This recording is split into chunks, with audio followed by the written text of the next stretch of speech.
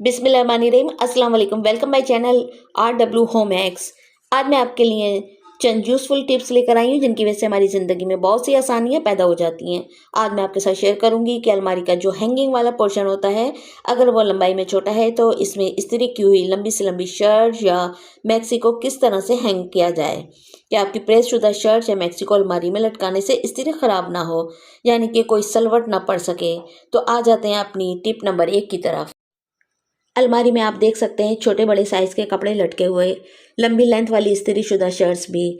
Job करने वाली बहनें और हाउसवाइफ अपनी सहूलत के लिए पहले से अपने कपड़ों के ऊपर इस्त्री करके अलमारी में कपड़े लटकाती हैं, मगर उनके लिए मसला वही होता है कि अलमारी का खाना छोटा है और इस्त्री वाले कपड़े चुन वाले हो जाएंगे। भाई नो प्रॉब्लम, चुटकियों में हम उनके मसले को सॉल्व कर देंगे। इस काम के लिए अब आपने क्या करना है कि आपने लेने होंगे 2 अदद हैंगर। आप वीडियो में देख सकते हैं, ये मेरे पास 2 अदद हैंगर हैं और साथ में 2 अदद सेफ्टी पिन भी लेंगे और इसके साथ ही हम लेंगे 2 अदद चटखनियाँ। सिर्फ ये 3 चीज़ें चाहिए होंगी जो कि हर घर में मौजूद होती हैं। एक हैंगर से हमने शर्ट को हैंग कर दिया है। आप शर्ट की लंबाई देखकर ही अंदाज़ा लगा चुके होंगे कि ये कितनी ज़्यादा लंबी है। अब आप ये कीजिए कि दूसरे हैंगर को पहले वाले हैंगर के सेंटर में अटैच कर दें। ये मेरे पास बच्चों की स्टेशनरी की चटखनियाँ हैं, वैसे आप प्लास्टिक की भी इस्तेमाल कर सकते हैं। आपने शर्ट के दामन को इस तरीके से फोल्ड करना है कि दामन के दोनों साइड एक बराबर रहें। दामन को पकड़कर हैंगर में चटखनी के साथ इस तरह लगा देना है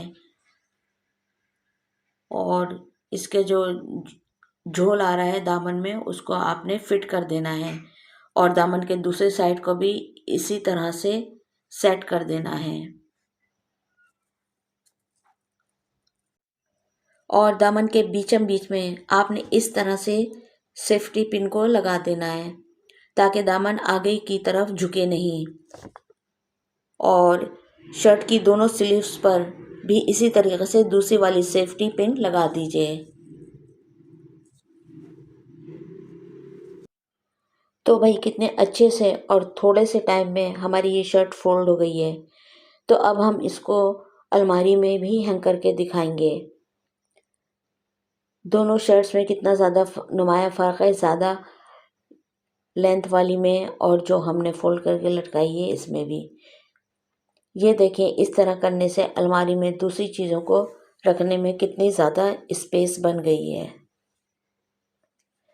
ये मैं अब आपको दिखाती भी हूँ और चीज़ें रखने के बाद ये देखिए, आप कुछ भी रख सकते हैं। अपनी मेकअप की चीज़ें हैं, लोशन, शैम्पू, टिश्यू बॉक्स मैंने रख दिया है। उम्मीद है आपको ये टिप नंबर 1 बहुत पसंद आई होगी। इस पर आपकी तरफ से एक लाइक ज़रूर बनता है। अब हम आ जाते हैं टिप नंबर 2 की तरफ। मेरी ये टिप उन बेचारी ख़वातीन के लिए है जिनके पास वक्त की कमी होती है और काम ढेरों ढेर। मटर खाना सभी को पसंद होते हैं, दिल चाहता है हर रोज़ मटरों को पकाकर खाया जाए।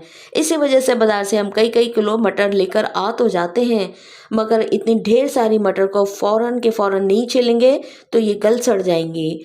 लेकिन आज मैं आपको इनके छीलने का एक ऐसा तरीका बताऊंगी कि ये कई दिन तक छिले बगैर ख़राब नहीं होंगे। ये हमारे पास धुले हुए खुश्क किए हुए मटर हैं और अब आपने क्या करना है कि 1 टीस्पून कुकिंग ऑयल को हाथों पर डालकर मटरों पर अच्छी तरह से लगाएंगे। ये ख्याल रहे कि मटर तमाम ऑयल से कोटेड हो जाएं। अब इनको रखते हैं एक साइड पर। अब आप एक खाली प्लास्टिक की बोतल लीजिए। कोल्ड ड्रिंक की खाली बोतलें तो हर घर में मौजूद होती हैं। इनको फालतू की समझ कर ना फेंकें क्योंकि इसी खाली बोतल से हम इस टिप को ख़ास बनाने वाले हैं। अब आप छुरी को गर्म करके बोतल को ऊपर की इस जगह से काट लें। चाहे तो आप मार्कर की मदद से बोतल को काटने से पहले निशान लगा लीजिए। अब ये बोतल का ऊपर वाला पार्ट जो है बोतल से अलग हो चुका है। बोतल के ऊपर वाले इस हिस्से को हमने सबसे पहले यूज़ में लाना है। अब आपने ये करना है कि बोतल के ऊपर वाले इस हिस्से को कैंची की मदद से इस तरह से बारीक बारीक सब तरफ से काट लेना है। ये आप देख सकते हैं कि बोतल के ऊपर वाले हिस्से को हमने बारीक बारीक बहुत अच्छे से काट लिया है। हमने ऑयल किए हुए मटर को जो एक साइड पर करके रखा हुआ था, अब तमाम मटर को थोड़ा थोड़ा करके बोतल के इस हिस्से में डालते जाएंगे। तमाम मटर को बोतल में डालने के बाद ऊपर से इसको कवर कर देंगे। इस तरह करने से ये होगा कि जब जब आपके पास फ्री टाइम हो आप फ्रिज से निकाल कर छील सकते हैं, और फ्रिज में स्पेस कम होने की सूरत में आप इस बोतल को आराम के साथ एडजस्ट भी कर सकते हैं। तकरीबन 20 से 25 दिन तक ये मटर छिलकों के साथ इस बोतल में आराम के साथ रह सकती है। मटर की क्वांटिटी ज़्यादा होने की सूरत में आप इस तरह के बड़े साइज़ की बोतल का भी इस्तेमाल कर सकते हैं। एक मर्तबा इस तरीके को ज़रूर ट्राई कीजिएगा, आप मान जाएंगे कि थी ना हमारी कमाल की टिप। टिप नंबर 3 बहुत ही इन्फॉर्मेटिव है मेरी उन प्यारी बहनों के लिए जो बहुत ही लजीज और जायकेदार खाने पकाकर घर वालों को खिलाकर तारीफ़ें समेटती हैं, लेकिन अगर गलती से किसी खाने में नमक तेज़ हो जाए तो सब तारीफ़ें एक तरफ रह जाती हैं। तो मेरी प्यारी बहनों, अब आपकी इस परेशानी को ख़त्म करने के लिए आज मैं आपको लाजवाब और आसान से खाने में तेज़ नमक को कम करने के 2 तरीक़े बता रही हूँ।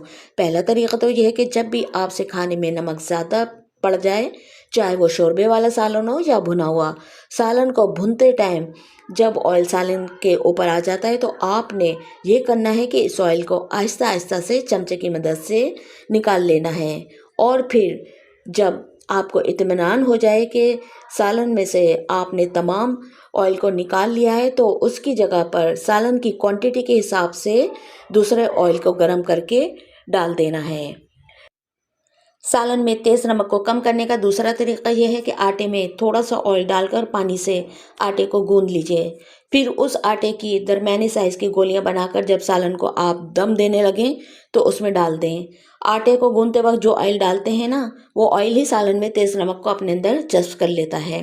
सालन को सर्व करने से पहले इन आटे की गोलियों को सालन में से निकाल कर एक तरफ कर दें। आई होप कि आज की आपको ये तमाम टिप्स पसंद आई होंगी। हमारे चैनल को लाइक और सब्सक्राइब करना याद रखें और कमेंट करके ज़रूर बताइए कि इन तमाम टिप्स में कौन सी टिप आपको सबसे ज़्यादा पसंद आई। इजाज़त दीजिए, अल्लाह हाफिज़।